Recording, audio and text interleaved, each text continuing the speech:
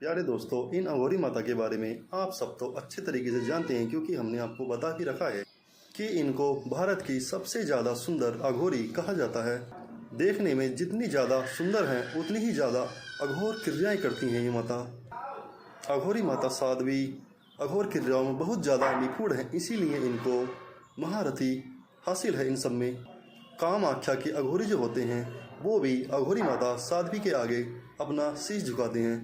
चलिए, ये सब तो हम आपको बताते रहते हैं, पर क्या आपने यह गौर किया है कि माता अपने साथ में एक खोपड़ी रखती हैं। जहाँ भी जाती हैं यह चीज़ साथ में एक हाथ में रहती है।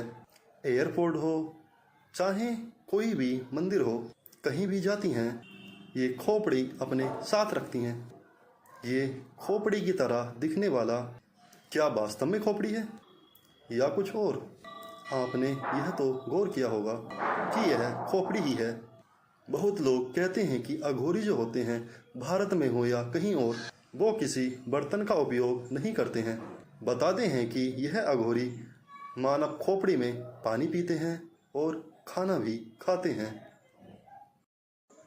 कई जांच पड़ताल करने पर यह पाया गया कि कुछ अघोरी जो होते हैं कि वो वास्तव में जो मृत खोपड़ी होती है उसको जागृत करते हैं, फिर उसमें खाना खाते हैं। पर कुछ अघोरी रहते हैं जो खप्पर में खाते पीते हैं। खप्पर भी खोपड़ी के आकार का ही होता है। अब गौर किया जाए तो खप्पर भी खोपड़ी ही होती है या फिर नहीं, आइए आपको यह भी बताते हैं।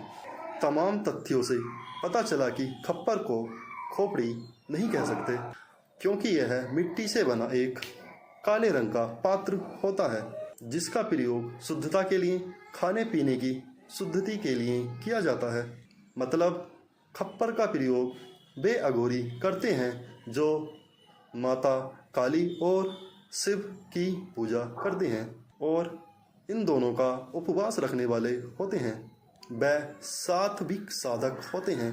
अब आप यह भी बोलोगे कि अघोरी तो सात्विक नहीं होते हैं, वे बिना मांस मदिरा के रह नहीं सकते। मैंने आपको बताया कि जो सात्विक साधु होते हैं वो ही खप्पर का प्रयोग करते हैं। अघोरी का मतलब यह नहीं होता कि आप अघोर क्रिया करो, साधना करो तो आप मांस मदिरा खाएं या जानवरों की बलि दो। ईश्वर की उपासना जैसे जैसे बढ़ रही है, कलयुग में कई इनके नियम भी बदले जा रहे हैं कि अब इंसानों की बलि का चलन बंद हो रहा है। अब बलि में नारियल की बलि, कद्दू की बलि दी जा रही है। तो आपको बता दिया कि खप्पर क्या होता है और मानव खोपड़ी क्या होती है। तो चंचल नाथ माता भी मृत खोपड़ी में नहीं खाती हैं। चंचल नाथ माता खप्पर का प्रयोग करती हैं। तो यह जानकारी आपको कैसी लगी? अगर जानकारी अच्छी लगी हो तो वीडियो को लाइक कर दो, और काली माता आपके सभी बिगड़े काम पूरी करेंगी।